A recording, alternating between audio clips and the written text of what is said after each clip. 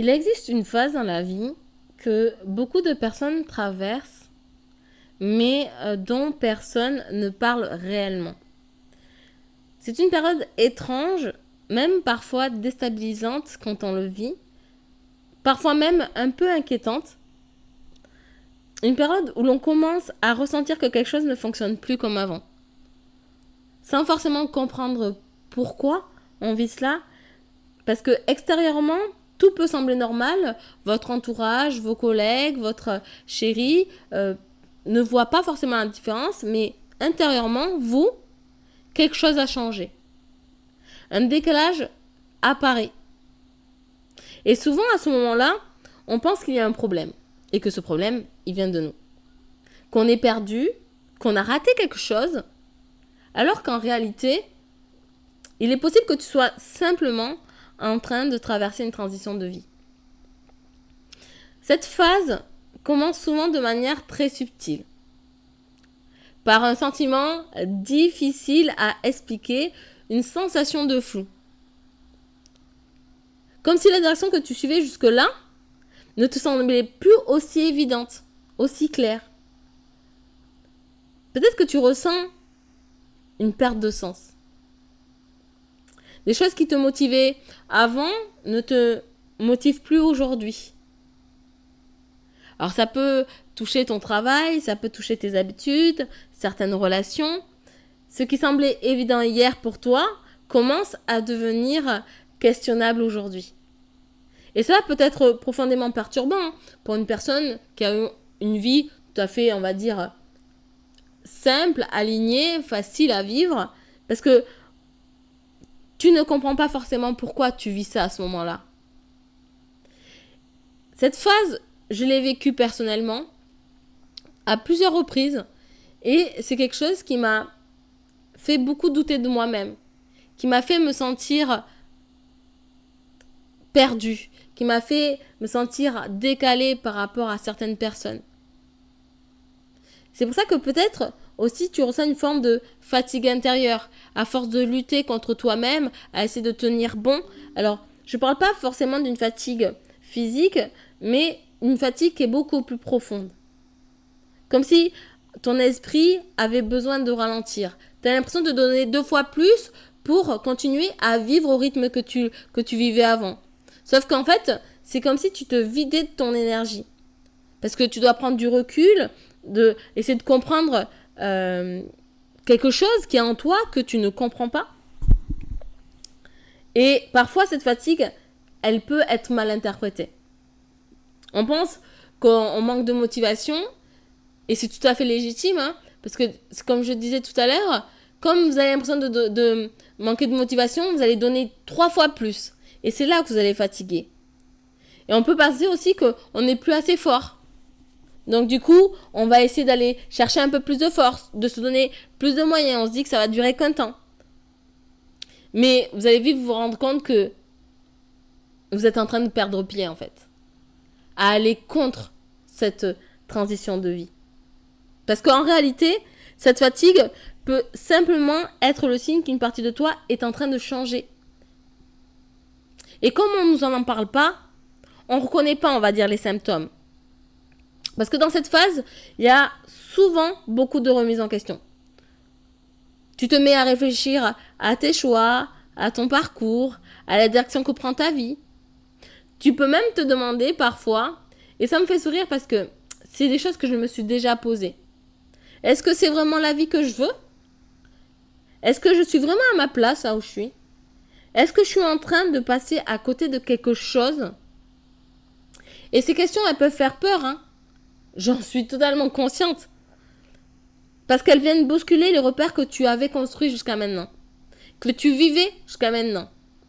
Et puis parfois, il y a une envie de changement. Comme ça. Pas forcément quelque chose de clair, hein. Des fois, on se dit juste, ah bah tiens, je pense à ci, à ça. Un jour peut-être, je ferai ci, ou un jour peut-être, ou tiens, je commence à regarder. Et on fait ça de façon insouciante, hein. Mais c'est pas quelque chose de clair, mais c'est juste une sensation intérieure de vouloir changer. On y pense, on regarde, on questionne. Et on ressent ça comme un appel vers autre chose. Une autre manière de vivre. Parfois, on se dit, on le rêve, on le pense, mais on le fera jamais. C'est comme si c'était une autre manière d'être. Mais le problème, c'est que tu ne sais pas encore exactement ce que c'est, mais tu en as envie. Tu te projettes dans quelque chose de différent. Et c'est précisément ce flou qui rend cette phase difficile. Parce qu'on se dit, moi, ma vie, elle est réelle, et moi, ce que je désire, quelque chose d'irréel. Donc, tu te retrouves un peu comme avoir les fesses entre deux chaises, entre ce que tu as et ce que tu souhaites. Et c'est ça qui est assez difficile à se dire. C'est flou. Ce que je veux, c'est pas encore concret. Parce que ce que beaucoup de personnes ne savent pas, c'est que cette phase est en réalité très fréquente dans un parcours de vie. D'accord ? Elle apparaît souvent à des moments clés de notre vie. Quand une ancienne version de toi est en train de se terminer et que la prochaine n'est pas encore totalement construite. Tu vois, t'es entre ces deux mondes-là. Et justement, dans cet espace-là, entre ces deux mondes-là, entre les deux, il y a souvent du doute, il y a souvent de la confusion et aussi beaucoup de questionnements. Parce que les repères qui te guidaient jusque-là ne sont plus aussi solides.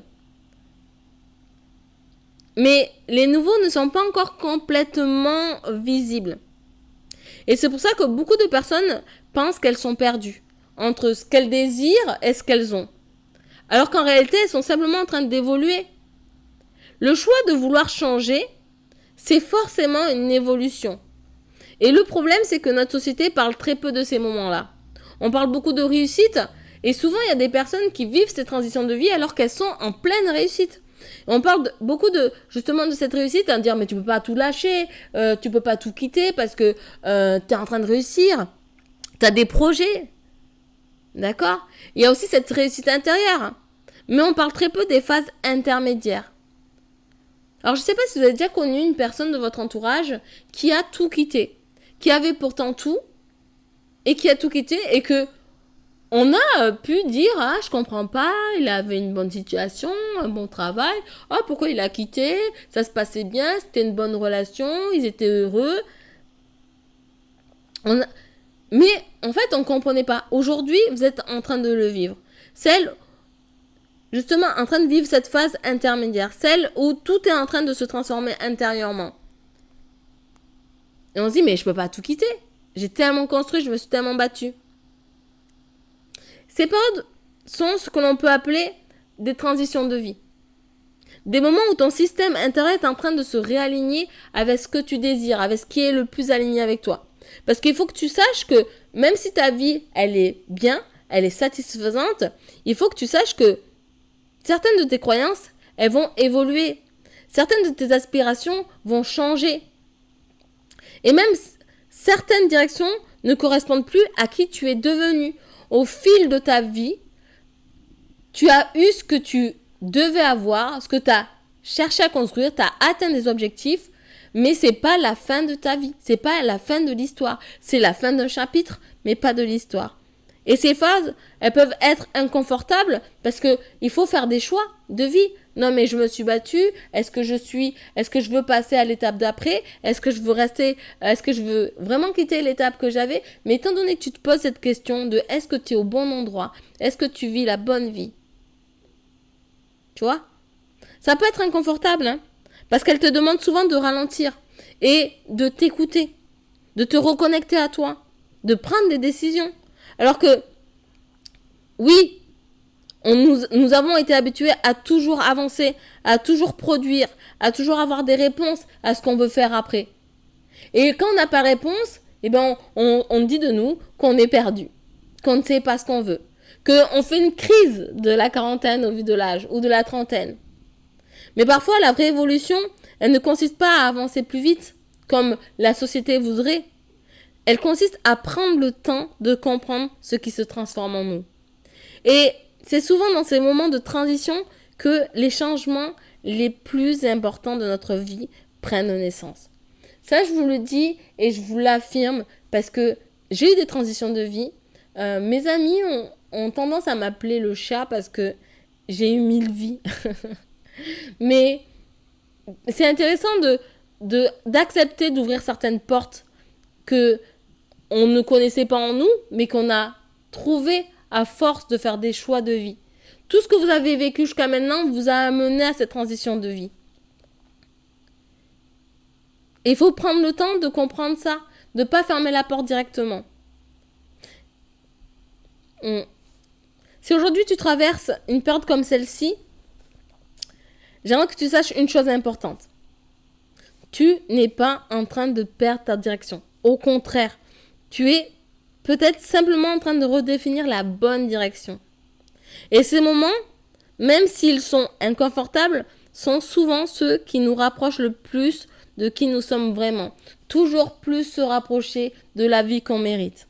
Parce qu'ils nous obligent à nous poser des questions essentielles sur nous-mêmes, sur nos valeurs, nos aspirations, et ce qui est réellement juste pour nous, pour être alignés, et ne plus se sentir déphasé dans notre propre vie. Si tu traverses actuellement une période de flou, de questionnement ou de transition dans ta vie, sache que tu n'es pas seul. C'est juste qu'on n'en parle pas assez. Et que ces moments peuvent aussi devenir des opportunités de réalignement profond pour toi. C'est justement pour accompagner ces phases que j'ai créé cet espace de docteur de l'âme.